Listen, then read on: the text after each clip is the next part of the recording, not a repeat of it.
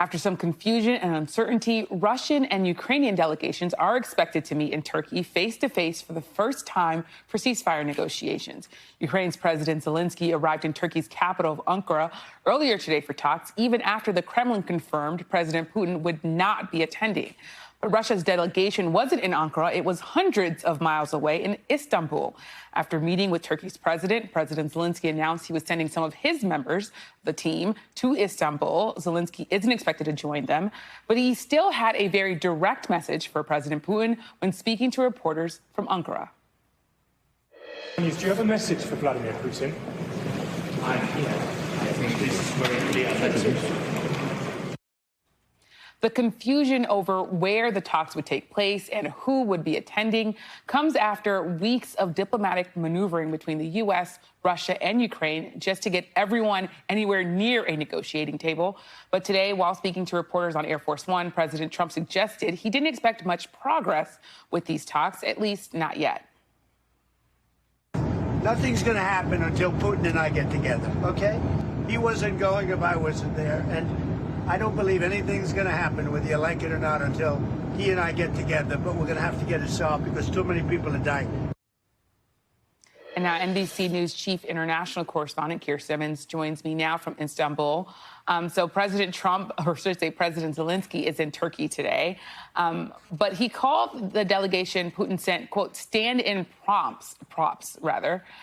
So he's calling them props. Will there be any meetings between these two parties at some point? And what do you just make of this confusion? It's so baffling to me.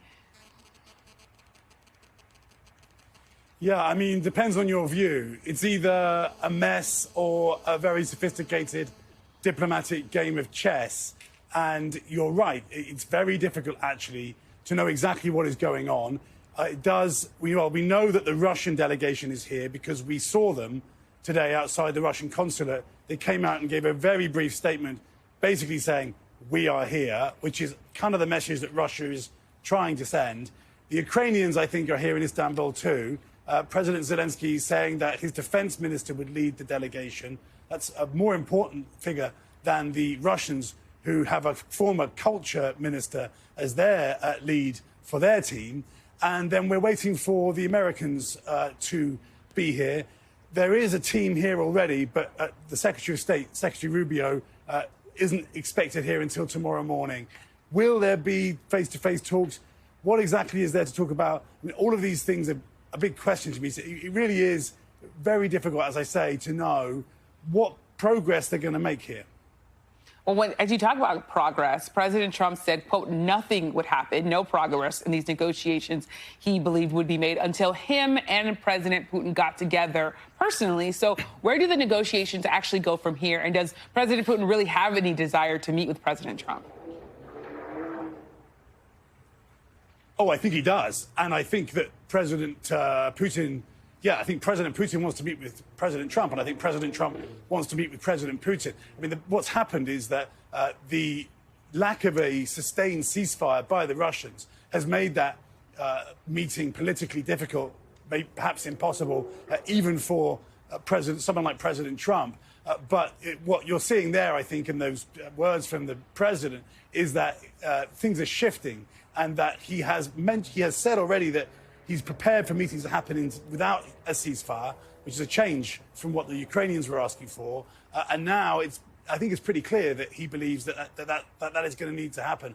The problem is you have two very different positions in the Ukrainians and the Russians. And again, the question is, will President Trump, even President Trump, be able to surmount those?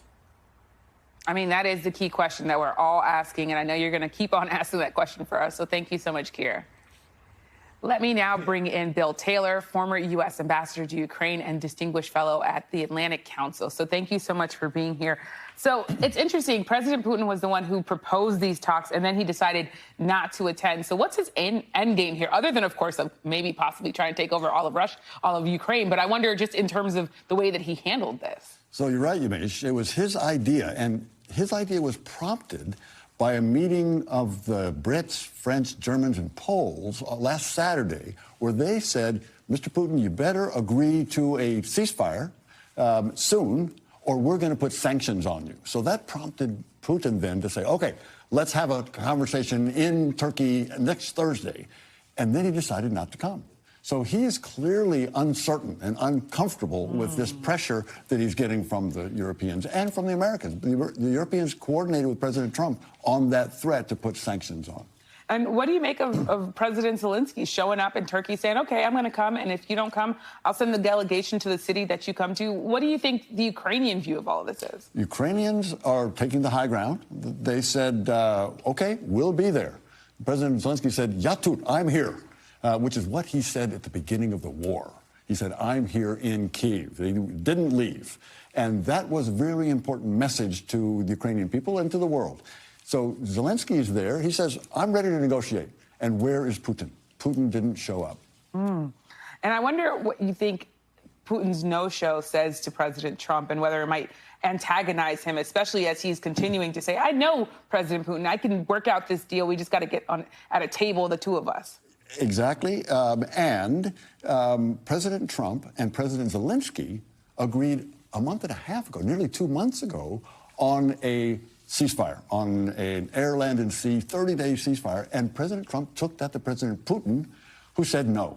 And so I think you're right about the irritation, frustration that the United States started to feel about Putin. President Trump started to feel about Putin. He's holding up the show. He's not moving in the direction that President Trump would like it to move. So do you think that if you do get a President Trump and a President Putin, maybe even Zelensky in another city waiting for that phone call to come in, do you think that this could actually get worked out? So I think it's really important that it's three ways. I don't think it's going to work if it's just the President Trump and President Putin. President Zelensky is clearly going to have to be a part of that in order to make what Secretary Rubio calls a just and lasting peace. It's not going to be a just and lasting peace if the Ukrainians are not there. They have to be at the table. But then, yes, I think it is very possible for the three of them to come up with something. It will take some pressure on Putin. This threat of sanctions or actual sanctions on Putin to make him come to a point where he can agree first to a ceasefire and then longer conversations.